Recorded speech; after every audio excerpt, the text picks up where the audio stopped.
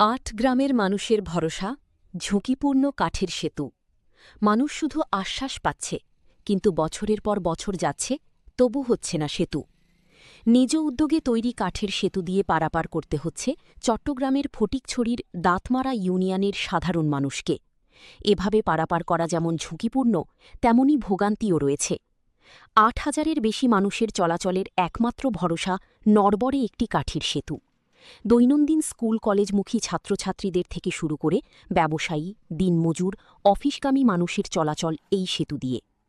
৫০ ফুটের মতো দৈর্ঘ্য ও ৬ ফুট প্রস্থে গাছের খুঁটি আর কাঠের বিছানা দিয়ে তৈরি সেতুতে নিয়ম করে দুর্ঘটনা লেগে থাকে।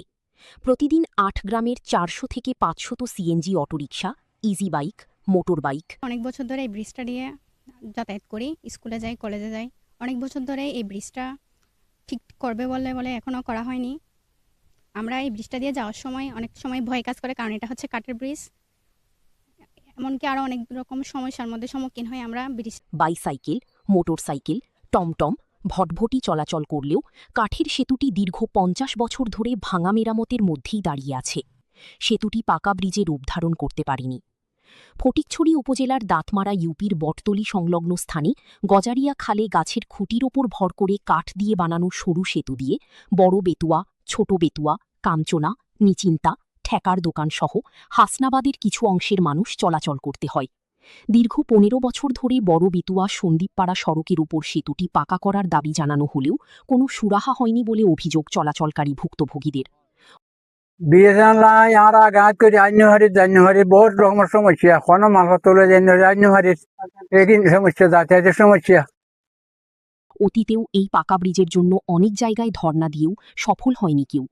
তবে প্রতি বছর ক্ষুদ্র বাজেটে গাছের খুঁটি ও কাঠ দিয়ে সেতুটি তৈরি করে দেন বলে জানায় ওই এলাকার বাসিন্দারা। তবে যুবদল নেতা বলছেন শীঘ্রই এমপির সাথে কথা বলে ব্রিজটি বাস্তবায়ন হবে। দিন থেকে এই ব্রিজটা এই জনপদের মানুষের প্রাণের দাবি। আমিও সকলের সাথে একত্রতা পোষণ করে ইনশাল্লাহ এটা ইতিমধ্যে আমরা আমাদের মাননীয় সংসদের নজরে রয়েছে এবং ওনার সর্বোচ্চ হিট লিস্টে রয়েছে ওনার স্থানীয় ইউপি সদস্য আব্দুল হাকিম বলেন, এই ব্রিজের ব্যাপারে ইউপি সচিব উপজেলা প্রকৌশলীর মাধ্যমে আবেদন করেছেন, কিন্তু দীর্ঘ ১৫ বছর ধরে ওই সেতু হচ্ছে বলে এখনও হয়নি। সরকারের ঊর্ধ্বতন কর্তৃপক্ষের সুদৃষ্টি কামনা করছি। গজারিয়া খালের উপর যে কাঠের ব্রিজ, প্রায় দীর্ঘদিন থেকে এই কাঠের ব্রিজ দিয়ে মানুষের যাতায়াত। এই কাঠের ব্রিজ আমি ওয়ার্ড মেম্বার হিসেবে প্রত্যেকটা ইউনিয়নের প্রত্যেকটা ওয়ার্ডের সরকারি একটা বরাদ্দ থাকে।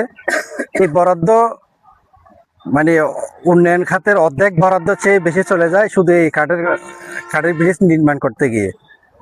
সুতরাং সরকারের অতি গুরুত্বপূর্ণ ব্যক্তি এবং এমপি মহোদয় সহ সরকারের দৃষ্টি আকর্ষণ করছি, এই ব্রিজটা যাতে অতি দ্রুত যদি বাস্তবায়ন হয়, এলাকার মানুষের লাভবান হবে, সরকারি অর্থ কম খরচ হবে বলে আমরা আশা করি।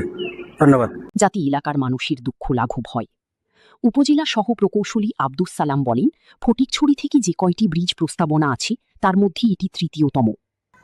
আমরা গণপ্রজাতন্ত্রী বাংলাদেশ সরকার বর্তমানে দেশব্যাপী গ্রামীণ সড়কে গুরুত্বপূর্ণ ব্রিজ নির্মাণ শীর্ষক প্রকল্পের একটা ডিপিপি করতেছে। প্রায় এটা 4,500 মিটার একটা প্রজেক্ট।